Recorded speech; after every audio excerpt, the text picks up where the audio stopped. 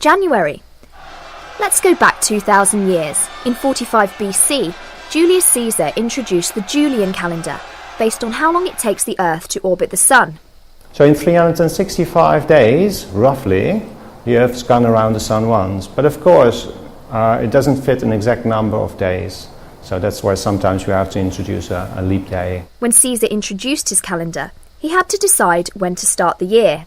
For the Romans, January was significant, as it was the month named after their god Janus. He is associated with looking both forwards and backwards. So if there is any time in the year when one is going to decide this is the moment when we say we are starting afresh, it's quite an obvious place to pick. It's also the time in Europe when the days get longer after the winter solstice. For Rome, it had a kind of a powerful resonance because it's after that terrible shortest day. The world is dark, the world is cold, there's nothing growing, there's no work to do in the fields. It's a kind of period of hiatus and reflection. As the Romans grew in power, their calendar spread across the empire. But by the Middle Ages, Christianity had taken hold, and the 1st of January was seen as too pagan. Many Christian countries wanted New Year's Day to be on the 25th of March, which marks the angel Gabriel appearing to Mary. Although Christmas is when Christ is born, the Annunciation is when Mary is told that she is going to give birth to this sort of new incarnation of God. So in a way, that's the moment when the Christ story starts. So it was very sensible in many respects to have New Year's Day start then. In the 16th century, Pope Gregory XIII introduced the Gregorian calendar, and the 1st of January was restored as New Year's Day in Catholic countries. But England, being Protestant, continued to use the 25th of March until 1752, when an Act of Parliament brought the nation in line with much of Europe. Nowadays, most countries are run using the Gregorian calendar, which is why we see fireworks around the world on the 1st of January every year. New Year's 2019 is the title of our episode, the first episode of the year 2019. On the first day of January, we go from WBRN Radio and on the Boston Red Network. A happy new year to everyone out there. This is a new year, a fresh start. We'll be working on our new year's resolutions very soon here. As most people, we would, of course, like to lose weight. We say that every year. And be more productive. Today, incidentally, is the last day of Kwanzaa, the celebration. It's a secular celebration. Today, Imani, which means faith, is the seventh principle of Kwanzaa. We started out on the first day of Kwanzaa, which was the 26th of December of last year.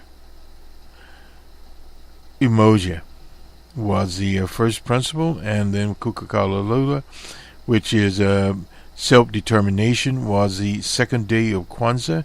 The third day of Kwanzaa, Ujima, which is collective work and responsibility. And on the 29th, which would have been the fourth day, did we do Ujima yet? Collective economics. And on the fifth day, we have Nina, purpose. And on the sixth day, creativity. So we went through Kwanzaa. We've also celebrated the Christmas holiday. We came in here with the sights and sounds of many people in the world on this day that people look to new. There was also from the BBC onto the Commercial Common an explanation of why we celebrated on the 1st of January in our present world arrangement. Elizabeth Warren made an announcement. We'll have it at the last of the telecast, that she has an exploratory committee to run for president. From the Washington Post, Jimmy Carter, How to Repair the U.S.-China Relationship and Prevent a Modern Cold War. He was the 39th president of the U.S. and, of course, the founder of the Carter Center in Atlanta. 40 years ago, Chinese leader Deng Xiaoping and I normalized diplomatic relations between the People's Republic of China and the U.S., putting to an end 3 decades of hostility. This led to an era of distinguished by peace in Asia and the Pacific. And China's spectacular growth, in conjunction with its continuing integration with the much larger U.S. economy, has enabled the two countries to become engines of global prosperity. Science and cultural exchanges have blossomed, and the U.S. has since become a top foreign destination for Chinese scholars and tourists. The 40-year anniversary of this relationship is a testament to the ability of countries with different histories, cultures, and political systems to work together for the greater good. Yet today, the critical relationship is in jeopardy. I hear Chinese elites claiming that Americans are conducting an evil conspiracy to destabilize China. I hear from prominent Americans disappointed that China has not become a democracy. That's a bourgeois democracy they're talking about, claiming that China poses a threat to U.S. way of life. The U.S. government declared that China is dedicated to challenging the U.S. supremacy. The very word supremacy brings to mind counterproductive things in the history of the world, and that it's planning to drive the U.S. out of Asia and reduce its influence in other countries around the world. If top government officials embrace the dangerous notion of modern Cold War between the two nations is not inconceivable. At this sensitive moment, misconceptions, miscalculations, and failures to follow carefully defined rules of engagement areas such as the Taiwan Straits and the South China Seas could escalate into military conflict. The U.S. has opposed $200 billion tariffs on $200 billion of Chinese goods, and Chinese retaliatory tariffs contribute to deteriorating relationship, hurting both countries.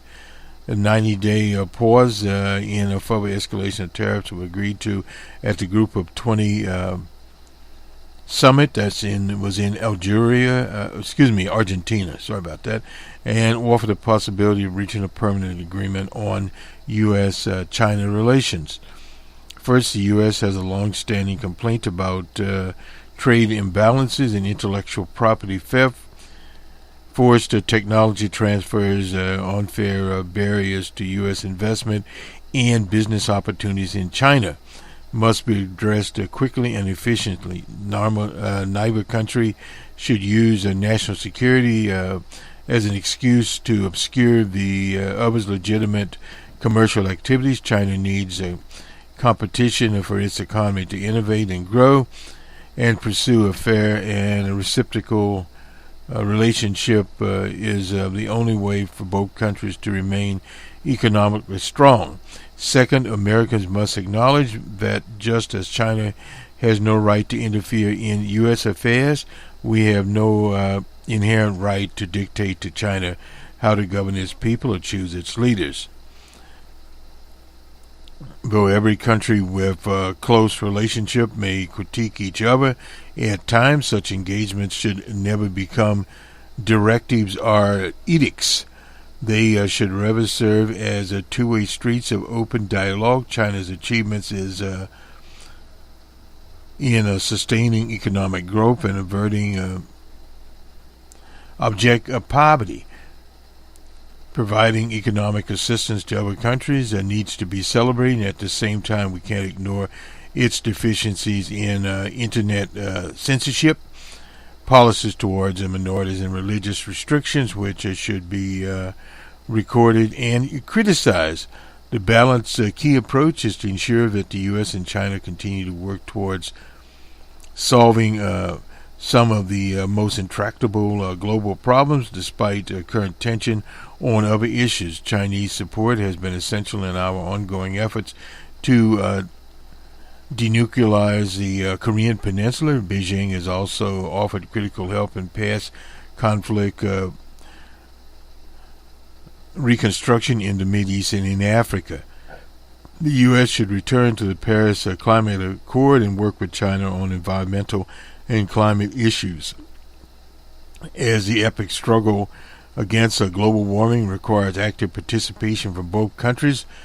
But I believe that the easiest route to bilateral cooperation lies in Africa. Both countries are already heavily involved there in fighting diseases, building infrastructure, and keeping the peace, sometimes cooperatively. Yet each nation has accused the other of economic exploitation or political manipulation.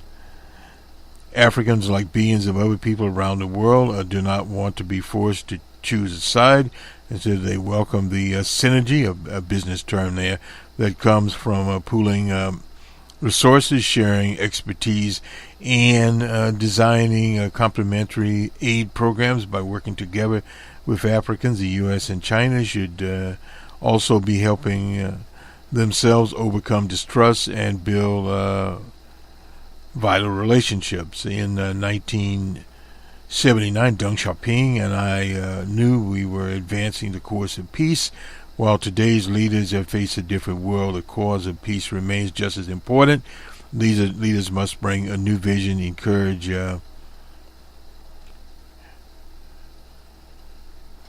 new challenges and opportunities, but also believe that they must accept our conviction that the U.S. and China needs to build their future together, and for themselves and for humanity at large.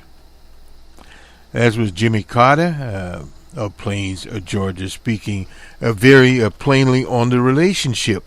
One thing has to be understood, that the Chinese, over 1 billion people, a very, very large slice of the humanity, and in the future of the so-called market economy. We talked last night about globalism versus nationalism. Now, the U.S. is interested in globalism, and the neocons extending the reach of markets or of corporations on the Salazar's model. He was once running Portugal, of state capitalism. That's what it's all about. Whereas China is interested in forming the cause of socialism. Now, you can dipper, quibber, or whatever about the links of socialism in the Chinese economy. We covered their last Congress, and under the leadership of President Xi, it is apparent that the Chinese are moving on with their development program, and their 5-year plans are there to bring about the best possible solutions for their people in areas of medical care, science, technology, education, math, etc., and across various ranges. They have been particularly active in places like Kenya and Ghana and Nigeria, across what is collectively referred to as Africa, in terms of developing economies there, providing scientific knowledge, including internet access.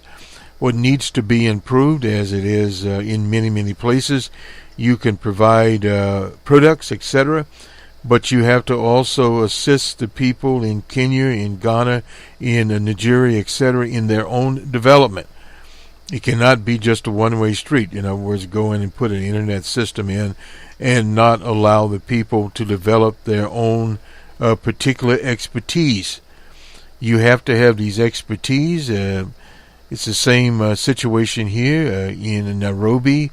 Watson, that is the IBM product. They have data centers there, and people are learning how to operate. And in terms of programming, Google goes in to an area and puts balloons in or whatever, so they can sell their little ads to get internet access to people. But that is not enough. We have to observe these situations as communities. That is all about, I should say, what Kwanzaa is about, according to its founder, Dr. Malana Karinga. And the world community, it goes beyond just a community within the U.S. Kwanzaa is celebrated primarily by African Americans and Africans in the diaspora. But it goes beyond that to humankind and the worldwide community. Whether it be a community as espoused by, say, the American veteran journalist Dan Rather, or communities expounded by Bernie Sanders, or other political leaders within the world. It is a world situation. We here at bostonred.org and our program, the Open Source Report, which is open source software, liberty software, and hardware, talk about Ubuntu as a collective situation. So basically that is what it is all about, collective action. We're not going to spend a lot of time here today, but just hit some very quick items.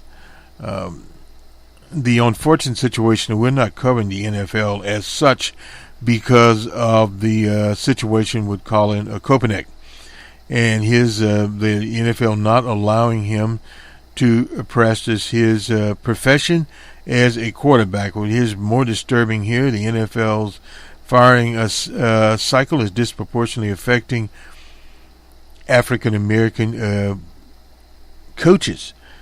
And this is by Mark Minsky.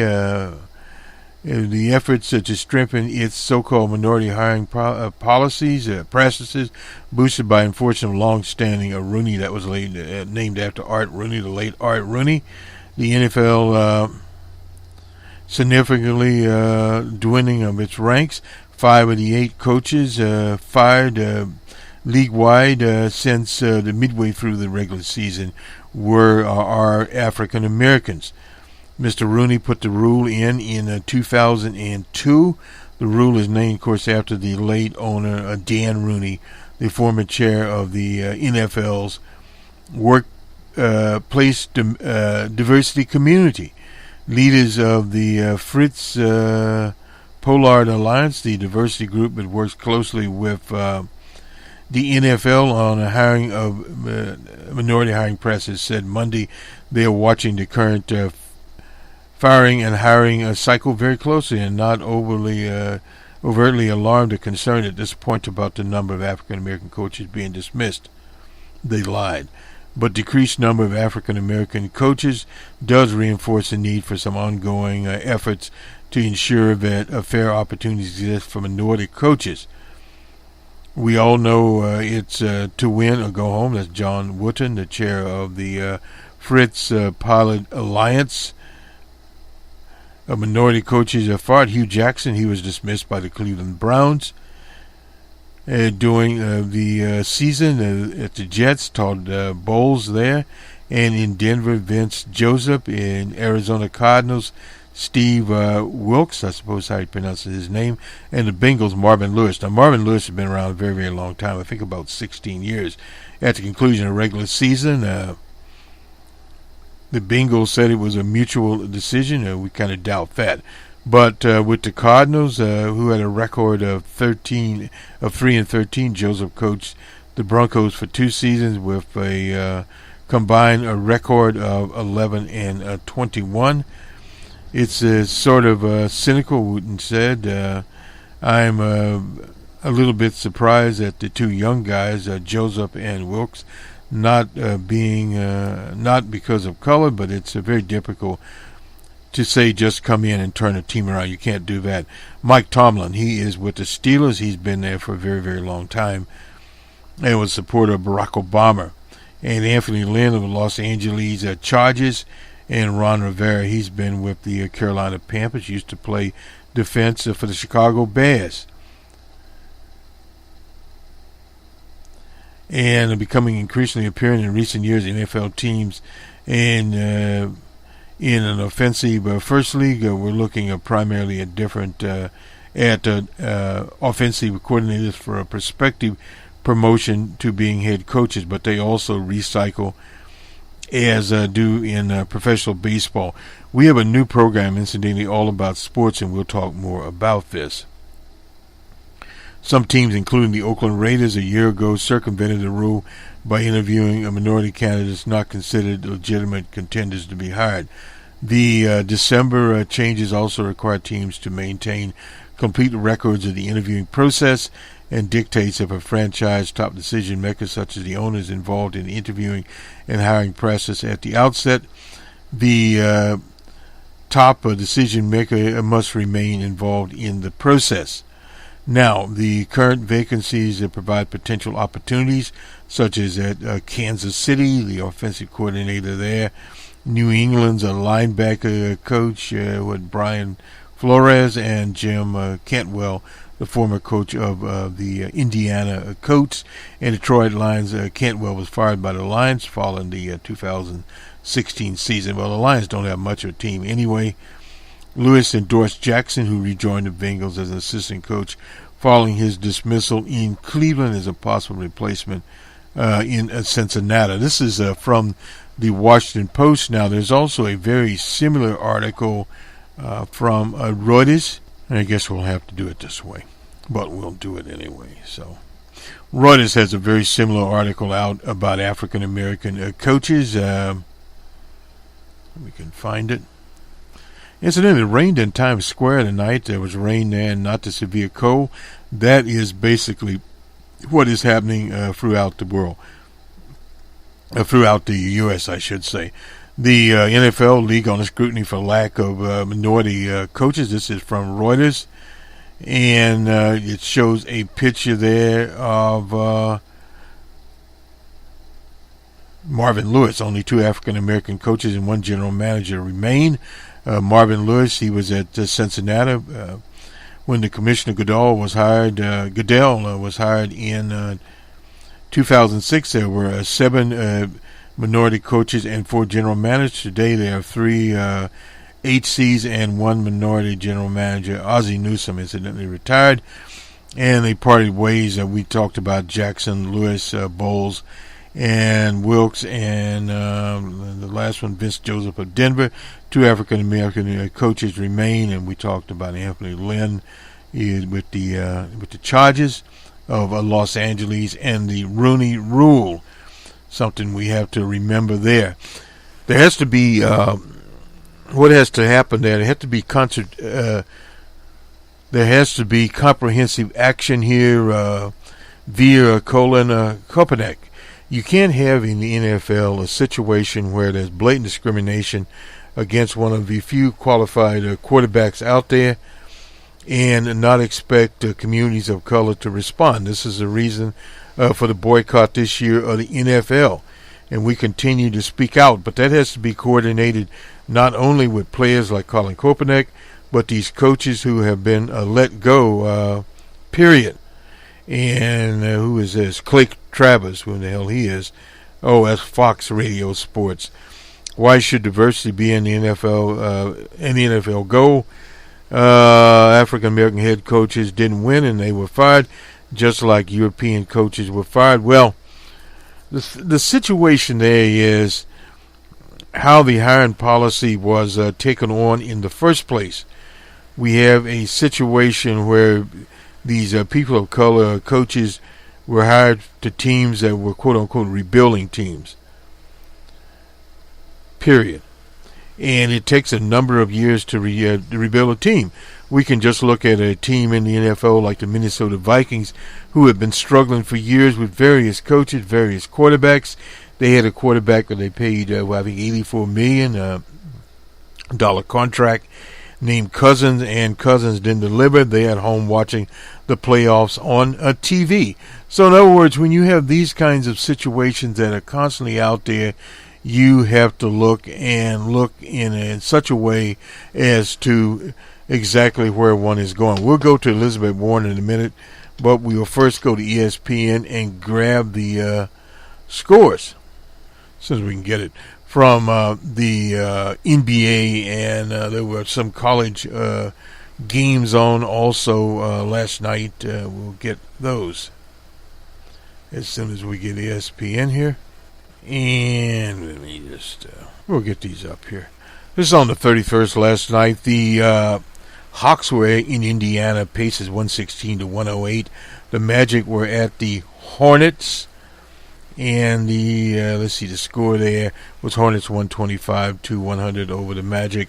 The Grizzlies at the Rockets in Houston, it was the Rockets 113 to 102. The Celtics were in San Antonio for New Year's Eve, 120 for San Antonio, 111 for Boston. The T-Wolves were at the Pelicans. In the Big East, it was the Pelicans 123 to 114. The Mavericks in Thunder. The Thunder 122 to 102 over Dallas. And finally, the Warriors were in Phoenix. Warriors 132 to 109. And if we look at some of these college schools, we just have today, later today, Mississippi State, Iowa, LSU, and UCF, Kentucky, and Penn State. Washington and Ohio State and Texas and Georgia. And let's see. I believe we gave that right. Yeah. We just got to get to the right day here. Go through the month of December to find a few games at 26. No. I guess we never got Boston College back in it. On the, nope, not the 28th. Sorry about this. It takes a little while.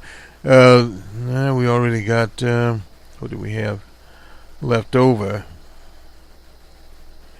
Many times when you have the big game, the 31st, we had Northwestern and Utah. It was Northwestern 31 to 20 over the University of Utah, and it was Texas A&M 52 to 13 over North Carolina State. Missouri and Oklahoma State. It was Oklahoma State 38 to 33. High scoring game there. Cincinnati and Virginia Tech. Mr. Was from there. I think of his name right. Mr. Vick. Anyway, it was Cincinnati 35 to 31 there, and Stanford and Pittsburgh. 1 point game there. Stanford 14 to 13, and the Oregon Ducks pulled it out by 1 over Michigan State. Sorry about that, Diane. Oregon 7 to 6 in that contest. On to the National Hockey League, and we'll hear overtime there. It was the Kings 3 to 2, and the Lightning and Ducks of Anaheim. It was the Lightning 2 to 1 over the Anaheim Ducks in overtime there. And we'll get the rest of this in here. The Canucks and Stars in another overtime. It was Canucks 3 to 2. The Sharks and Flames, it was all Flames. It was a 6 high-scoring game for hockey. And finally, the Winnipeg Jets and the Oilers. It was the Jets 4 to 3. But so much for the music there. We thought we'd throw that in because, in fact, it is the first day of 2019. We'll have some very interesting programming here. We'll have some live programming on live stream. We were going to do that this morning. We'll hopefully get around to that later today or tomorrow. We have the week out here. We have an open source report coming up in the next few days, perhaps today. And then, of course, we'll have Numbers Man. We'll deal with the 2019 economy on our macroeconomics program. So we have a number of things rolling through here at WBRN and the Boston Red Network. We've been trying to consolidate our programming. We've been doing a better job of that. You can get us on the RSS feed on iHeart Radio. And the old Blog Talk, you can find us over there. You can find us on Twitter. You can find our broadcast up on Facebook. Definitely you can go to bostonred.org. And you can find the various programs there for your quote-unquote listening pleasure. And we pledge to do our best, basically, in terms of polling. I think we have some of the best polling out there. Our polling models that we work with from Cranston Analytics. And both of it now, our Seesaw model that is on the economic side. We've been running pretty good there in the 90 percentiles. And with our election strategies. One more thing before we disappear here. evidently there's been a concerted plan, noticed by the monopoly media, to attack progressive candidates. There was an attack by a group on Elizabeth Warren. There's another group out there who attacked Bernie Sanders in terms of a Me Too type thing, and not that Bernie did anything, but in the organization, since it was male-oriented. The only thing I can say about that is, because of the way that many of the political consultants are set up, yes, there are more males in political consulting. There's no doubt about that. There are more males that run campaigns. An exception to that, of course, is Donna Brazile. Donna Brazile ran a successful campaign. She finished up with the Clinton campaign and the Democratic National Committee, but prior to that, she ran the successful campaign of one Albert Gore of Tennessee. So we remember that with Donna. Donna is very good at what she does. In polling, that's Cecilia Lake there. We've had disagreements with her before. Of course, we've had disagreements with Nate Silver, the Crystal Ball, and some others there. Mr. Cook, one of the best, or the best handicapper around. He has a diversified crew there. He doesn't have any African Americans there. Nate Silver had one. I don't have to check. That's one of the things we do here is promote people of color in these polling organizations and in the political campaigns. Excuse me, that are actually in the campaigns and not quote unquote just consultants that take care of quote unquote the people of color business.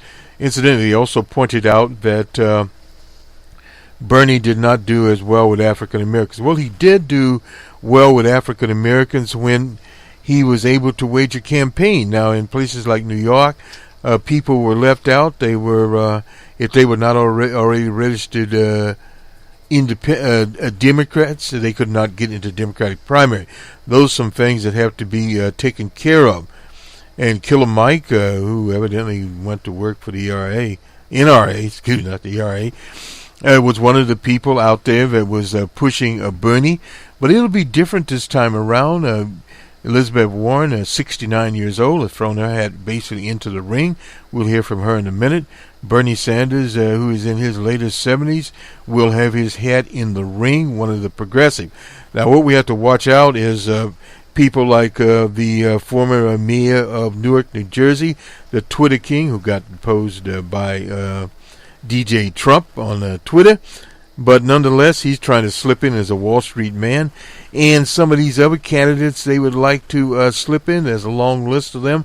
We'll do a special programming on them soon and how they will turn out. Some other candidates have been accused of being corporate, including Kamala Harris. She is a senator from California. And then we have a long list of other people there that will be running. And, of course, we have to run through Iowa on to New Hampshire and then on to South Carolina. Happy New Year. Happy Kwanzaa to everyone. We'll talk to you soon. This is Boston Red from the Jerry Pippin broadcast booth on the 1st of January 2019. On to Elizabeth Warren and her announcement. Good day.